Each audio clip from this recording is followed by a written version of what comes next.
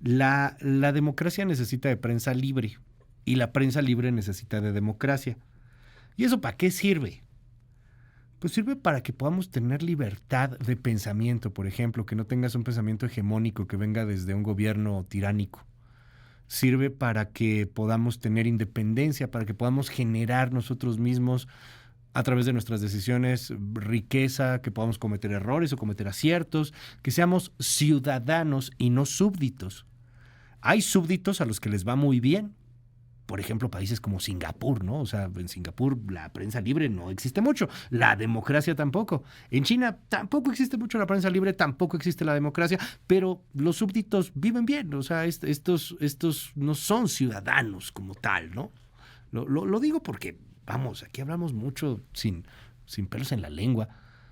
Un programa como estos, pues no podría vivir en muchos países del mundo.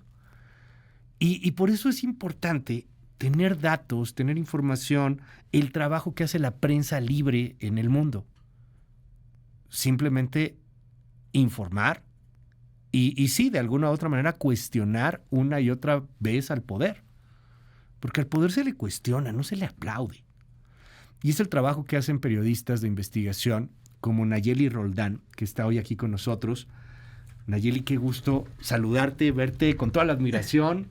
¿Cómo estás? Ay, Luis, muchísimas gracias. Muy, muy contenta de estar en tu espacio, muy agradecida como siempre por el espacio que me das. Hombre, es un honor y además te tenemos toda la admiración. Digo, hemos platicado contigo de múltiples investigaciones en varios medios de comunicación, pero hoy presentas tu libro La austeridad mata, con datos precisos de lo que ha venido pasando en este gobierno.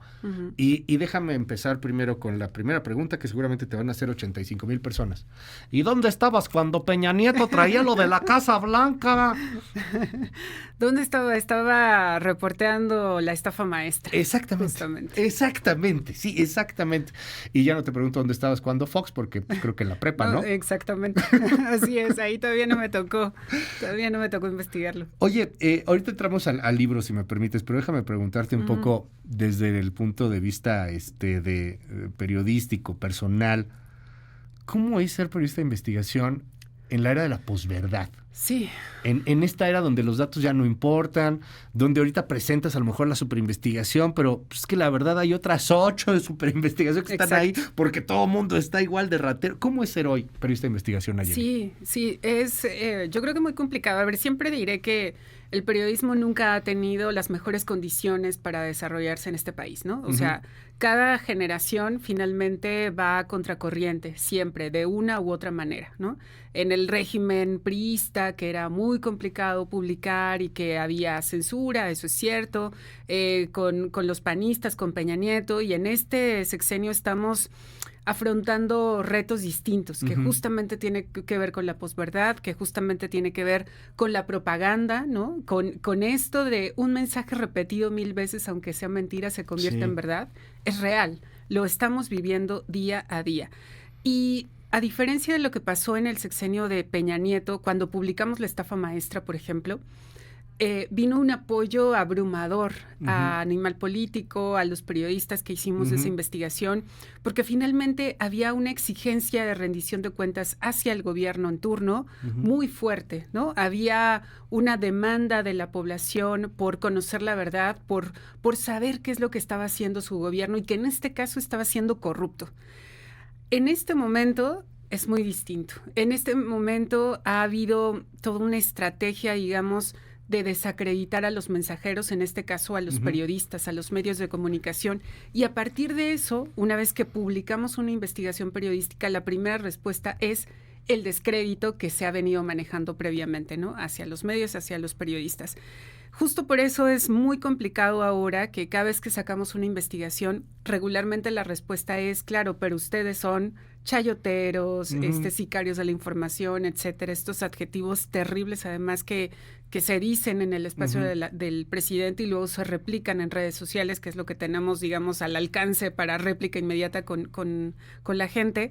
Entonces, es complicado, sí, pero también seguiré insistiendo en que es muy necesario. Aún con este tipo de complicaciones, aún con el descrédito en un espacio como la conferencia de prensa del presidente, es indispensable que la gente se entere de lo que sigue haciendo su gobierno, ¿no? En todos los ámbitos, y que además muchas de esas cosas la gente lo está padeciendo de primera mano, que incluso la propaganda no puede ir en contra de la realidad que se enfrenta el ciudadano día a día. A mí me llama la atención cómo la polarización funciona de una manera muy inteligente, muy macabra, muy maquiavélica, pero muy inteligente al final de cuentas.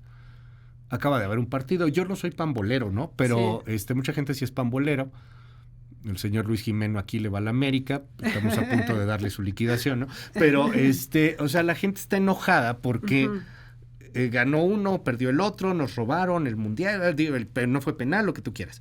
Y es el América y es el Cruz Azul. Ok, son dos partidos, son dos equipos, es algo, pues a lo mejor puede ser un poco trivial, tanto frívolo incluso, pero hoy yo veo que el gobierno juega así, te pone al PRIAN y te pone a la 4T, y entonces te hace pelear entre el PRIAN y la 4T, cuando la bronca es el Estado que trabaja para nosotros. Exactamente. Y si habría una polarización, la polarización debería de ser de los ciudadanos que le exigen al Estado. Exacto. Estas cuestiones de propaganda, digo, tú las conoces perfectamente bien porque has trabajado pues en investigaciones que incomodan a todos los gobiernos, pero no es privativo de la 4T. Exactamente. O sea, pasa con todos. Exactamente. El periodismo investiga al poder, siempre, independientemente de qué siglas, ¿no? Exacto. Estén.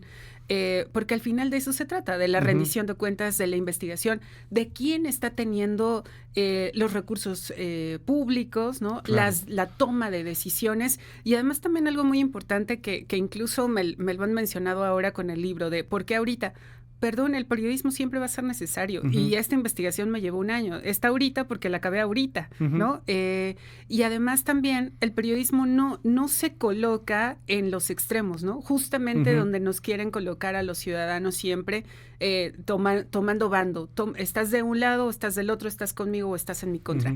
En este caso, el periodismo sirve a los ciudadanos. O sea, el objetivo de la información que investigamos, que publicamos, es para que les sea de utilidad a las personas. Y con base en ello, nosotros no estamos en ninguno de los dos bandos. O sea, este discurso de un periodismo militante, perdón, no. O sea, el periodismo está por los derechos, por la defensa de los derechos humanos, por la justicia, por la libertad, pero no puedes decir que militas en un partido o en un espectro, ¿no? De que nos quieren colocar siempre. Porque hoy sí hay periodismo militante. Y yo en particular, en el marco de un exceso de libertades, siempre preferiría un exceso de libertades, pues creo que se vale, ¿no? Pues ahí está el periodismo militante, y quien quiera seguirlo, pues adelante, sería mucho mejor que lo dijeran, aunque lo dicen muy abiertamente, ¿no? O sea, claramente un Lord Molécula, pues es un periodista militante, ¿no? Aunque después termina siendo, pues gracioso y haciendo un tanto de comedia, no sé si voluntaria o involuntaria. Pero quien no tiene una militancia en particular, pues parece que se queda en medio de un fuego cruzado, porque hoy hay que definir posturas. Exacto. O sea, hoy la neutralidad parece que no existe, y la objetividad, que pues tampoco es que sea ciencia de cohetes, o sea, es complicado mantener una objetividad. Pues la objetividad simplemente no está dentro de los valores que se persiguen en esta sociedad. Es radical todo. Exacto. Y justo nosotros como periodistas y el periodismo que hacemos es...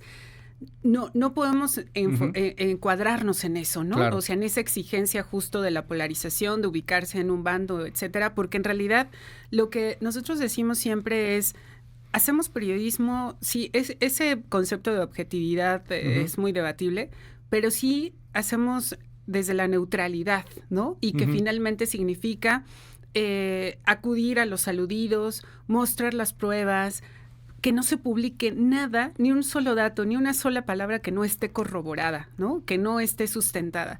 Y entonces, a partir de eso, las investigaciones se dan a la sociedad las hace suyas, les sirve para algo, y hasta allí se queda también la responsabilidad de los periodistas, ¿eh? También este rollo de pongan su denuncia, perdón, no. O sea, los periodistas no nos toca denunciar ante el Ministerio Público. A los periodistas nos toca investigar y que todo lo que publicamos esté sustentado y tenga las pruebas suficientes y necesarias para justamente eso, para publicar. Pero de ahí en fuera, para eso existen el resto de las instituciones de este país, ¿no? O sea, para eso está la Procuraduría General de la República, para eso están las áreas investigadoras, etcétera. Claro. A los periodistas nos toca publicar esa información, pero luego ya le toca tanto a los ciudadanos utilizar esa información como a las instituciones. Ahorita platicamos del libro. Es un libro muy fuerte que seguramente va a incomodar a muchísimas personas. La austeridad mata, pero déjame ir rápidamente a los indicadores financieros, las 8:58.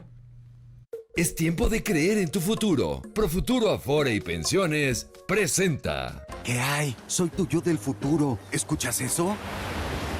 Sí, es el mar. Después de chambearle y ahorrar en Profuturo tantos años, al fin nos retiramos. Y sí, nos vinimos a vivir a la playa. Créeme, nuestro futuro pinta muy buena onda. Es tiempo de creer en tu futuro. Profuturo, Afore y Pensiones.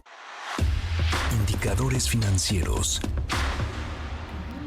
Citlali Sainz, muy buenos días. ¿Cómo van los mercados? Hola Luis, buenos días a ti, buenos días también a nuestros amigos del auditorio. Pues hay bajo volumen de operación en la Bolsa Mexicana de Valores debido a que en los Estados Unidos se conmemora el Día de los Caídos, el Memorial Day, y no están operando en Wall Street los principales índices. En México, el S&P BMV de la Bolsa Mexicana de Valores está perdiendo 0.07%, se cotiza en 55.369.54 unidades. En el mercado cambiario, el dólar en ventanilla bancaria se compra en 16 pesos con 13 centavos, se vende en 17 pesos con 17, el oro se compra en 17 pesos con 84, se vende en 18 pesos con 37 centavos. El precio promedio de la gasolina Magna, que es la que más se consume, se ubica en 23 pesos con 50 centavos. La Roja o Premium en promedio se compra por litro en 25 pesos con 28 centavos. En la Ciudad de México el precio promedio para el litro de Magna es de 23 pesos con 81. La Roja o Premium en promedio se compra en 25 pesos con 62. Finalmente, Luis, la criptomoneda más conocida, el Bitcoin, está ganando 1.19%. Se compra en 1.156.000 pesos por cada cripto. Luis, es mi reporte al auditorio. Gracias, Citlali. Muy buenos días. Buenos días. Es tiempo de creer en tu futuro. Profuturo Afore y Pensiones presentó. Las 9 de la mañana, desde muy temprano, le anunciamos a usted que, pues de acuerdo a lo que estaba posteando en sus redes sociales, la periodista Lourdes Mendoza, crédito a quien crédito merece, honor a quien honor merece, Lourdes fue la primera que lo hizo en redes sociales, y Lourdes decía, va a renunciar Alejandra del Moral al PRI. A las 11 de la mañana habrá una reunión con Claudia Sheinbaum o un evento con Claudia Sheinbaum, y ahí pues obviamente le va a levantar la mano Alejandra del Moral a Claudia Sheinbaum. Pues ya se confirmó, ya está publicada la carta a Alejandro Moreno Cárdenas, lo acaba de publicar hace 2 minutos Alejandra del Moral en sus redes sociales, y entre otras cosas dice lo siguiente: tras una reflexión profunda he llegado a la conclusión de que es momento de construir nuevos caminos, por ello he decidido poner fin a mi militancia en el PRI. Sin embargo, quiero dejar claro mi compromiso con el servicio público y la búsqueda incansable por la justicia social. Nos debemos al pueblo y es a él a quien debemos de responder. Pues, ¿y a quien convenga más, ¿verdad? Pero bueno, la esencia de la democracia radica en la capacidad de escuchar y comprender las diversas perspectivas, buscar puntos de encuentro y trabajar en soluciones que beneficien a todos. Por medio de esta carta formalizo mi renuncia al PRI. Atentamente, Alejandra del Moral. Ya no es priista, ahora ya nada más queda la duda. A las 11 de la mañana o en un ratito más, ¿estará apoyando a Claudia Sheinbaum? Ya lo veremos. Son las 9. Regresamos, Nayeli Roldán, una disculpa, perdón, aquí por esta breve pausa, pero estamos platicando tu libro, La austeridad mata. ¿Por qué dedicarte a hacer un libro de La austeridad mata? Obviamente, pues refiriéndote a este gobierno, al de Andrés Manuel López Obrador. Exacto. ¿Por qué no hablaste de Díaz Ordaz? Claro, la austeridad nos ha tocado a todos y todas, Luis. Este argumento del presidente López Obrador de que él iba a acabar con los gastos suntuosos, con estos gastos ofensivos que ocurrieron durante sexenios pasados, era una buena noticia. No creo que alguien hubiera estado en contra de que se acabaran las comitivas de 100 personas de viaje a París, como lo hizo Peña Nieto, claro, ¿no? Por supuesto, eso nos ofendió a todos. Pero el problema es cómo se aplicó. en la práctica. Y en la práctica, en realidad, se convirtieron en recortes, y recortes en áreas sustantivas, en la educación, en la salud, por supuesto, en el mantenimiento de carreteras, bueno, es más, hasta en el mantenimiento de monumentos históricos. O sea, si la gente ha ido a algunas zonas arqueológicas, sabrá que en algunos casos estuvieron cerradas porque no había presupuesto para el mantenimiento. Y entonces, durante todo el sexenio, Luis, en mi trabajo periodístico, digamos, me fui topando en realidad con las quejas de los académicos, los estudiantes, los trabajadores del INAH, los trabajadores de los aeropuertos, denunciando justamente que los recortes afectaban no solamente su trabajo, sino los servicios que daban a la ciudadanía. Y en realidad se fue convirtiendo como una especie de sumatoria, ¿no? De un collage muy, muy relevante de lo que fue la administración pública en este gobierno. Y luego al final del sexenio, hace aproximadamente un año, tú recordarás, y bueno, más bien esa estadística tiene como año y medio, de la vacunación, que la vacunación había bajado en el porcentaje de cobertura. Y no sé ustedes, pero a mí era una cifra que me impactaba y yo decía, ¿por qué esto no es un escándalo? Y no la vacunación, no estamos hablando de COVID, ¿no? Estamos Exacto, hablando de la la vacunación a los niños. Exactamente, o sea, a nosotros el cuadro nos tocó básico. La generación en donde pues, ya estabas en la escuela y llegaban y te vacunaban, literal, ¿no? Al contrario, uno era el que se escondía en el baño para que no te tocara la jeringa, te sacaban y órale, vas, chamaco. Así no, es. todo eso se fue. O sea, los niños no los estamos vacunando en este gobierno. Así es. Pero te pregunto lo mismo, ¿por qué no es un escándalo? Exacto. Tú lo publicaste, lo platicamos aquí en ese momento también, y luego. Y sigue siendo, y sigue sin ser un escándalo, está en este libro y sigue sin ser un escándalo. Yo también insisto, Luis, que a lo mejor no lo vemos o no lo percibimos desde acá, ¿no? Pero cuando tú hablas con la gente, sí saben que han batallado por conseguir las vacunas, que están pagando sus medicinas, pero también creo que ese sector afectado, sobre todo en materia de salud, cuando está viviendo la afectación, lo más importante es resolver. Resolver de alguna manera, conseguir los medicamentos o la operación, pedir prestado, salvar la vida de su familiar. Y no necesariamente los vemos saliendo a las calles como sí ocurre con otros sectores, como la gente que no recibe su salario y va y se manifiesta en algún lugar. En este caso es muy complicado, incluso porque además son tragedias individuales, ¿no? O sea, es la gente que está en el hospital y que le dice el doctor, pues no hay medicinas y entonces la gente tiene que conseguirlos de alguna manera y no necesariamente en el hospital se pone a decir quién está en esta misma situación para salir y cerrar la calle, ¿no? Es muy complicado, o sea, justamente ese punto es muy complicado, las vacunas igual, o sea, en realidad hasta que empecé a preguntar entre las familias sobre las vacunas, me di cuenta que no, que la gente, hay grupos de Facebook, por ejemplo, organizándose para avisarse de en dónde consiguen las vacunas compradas o en los centros de salud, etcétera.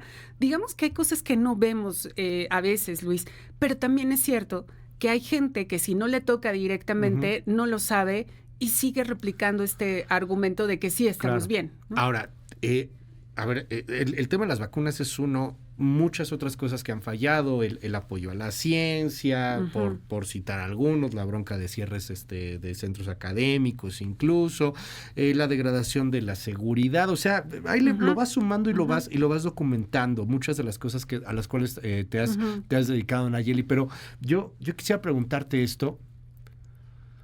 Cuando yo pienso en Argentina y veo a un Javier Milei y veo el movimiento libertario a nivel mundial, pues el movimiento libertario quiere acotar al gobierno y el movimiento libertario o este nuevo movimiento de populistas de ultraderecha, pues lo que quieren es cerrar al gobierno y hacer que el gobierno sea más chiquito y que gaste menos. No sé si eso sea válido o no, pero está debatible, pero bueno, al menos está clarito o sea, que gaste menos el gobierno. Quiero destruir al gobierno, no quiero que esté gastando. Entonces, ese sí es un gobierno austero. Milei es un gobierno austero, ¿no? Eso sí es austero. Estás rompiendo cosas. En México, yo te pregunto, Nayeli, ok, hay austeridad, pero el gobierno se gastó menos, porque lo que veo es que estamos más endeudados. Exacto. Y que cada año tenemos un presupuesto histórico. Exactamente. Entonces, pues ¿dónde está la austeridad? Exactamente. O sea, no nos estamos gastando menos. Eso es lo peor de todo esto, Luis, porque O sea, estamos como en el peor escenario porque por una parte nos dijeron que había austeridad, pero no es cierto, se ha gastado más. El gobierno de Andrés Manuel López Obrador ha gastado más que el gobierno de Enrique Peña Nieto. En materia de adquisición de medicinas, por ejemplo, que todo el mundo supimos del desabasto y hay muchos que lo padecieron, lo paradójico del asunto es que López Obrador gastó 29% más en la compra de medicinas que Peña Nieto. Y entonces uno se pregunta, ¿y pues que haya por qué más hay medicinas. desabasto? Ajá, ¿No? sí, exacto. Lo lógico sería, está bien que gastó más porque tendremos más medicinas. No, el problema es que lo hicieron mal, ¿no? O sea, en este intento de ahorrar y cambiar los modelos de compra durante 4 veces en el sexenio, lo que provocó es que compraron mal, compraron caro, compraron a destiempo y por eso se gastó más y se obtuvo menos medicinas. Y lo mismo pasó en otras áreas, exactamente igual. Por el intento de querer ahorrar, se termina gastando más porque como no se planea absolutamente nada, en realidad, termina costando más porque todo se hace a prisa, claro. ¿no? No es lo mismo cuadrar algo un año antes, ¿no? Una contratación, una adquisición, que hacerlo con meses de anticipación. Claro. Entonces, eso evidentemente resulta en gastar más. Entonces, y también otra cosa importante es, sí se trató de gastar menos en todos los ámbitos, excepto las obras faraónicas, sí, ¿no? claro, Las obras prioritarias del presidente. Ahí se gastó hasta 3 veces más. Tren o sea, Maya, exactamente. Bocas, Estamos hablando que AIFA, Tren Maya y Dos Bocas costaron más de 900 mil millones de pesos. 900 mil millones de pesos. Eso es más o menos como el 3% del PIB. Ponle $1 billón de pesos prácticamente, ¿no? Exactamente. O sea, 1 millón de millones de pesos. Exactamente. O sea, son cifras que no sé quién en su vida haya visto o se imagine siquiera cuánto representa, ¿no? Entonces, ahí, por ejemplo, no hubo austeridad, no hubo austeridad en Pemex, ¿no? Claro. O sea, mi punto es, en donde hubo austeridad es justo donde se supone que tenía que haber prioridades, que es primero los pobres, ¿no? Porque la gente que menos tiene son los que más servicios públicos utilizan. La salud, por ejemplo. O sea, quien tiene para pagarla no está sufriendo que no haya suturas en los hospitales o que no haya tomógrafo o rayos X, porque quien tiene puede pagarlo en otro lado. El problema es quien no tiene para solventar esas necesidades. Lo mismo en la educación y lo mismo en otros servicios, Luis. Nayeli, viene ya la presentación de tu libro. Vale mucho la pena adquirirlo. Está disponible ya en todos lados. Está en todas las librerías.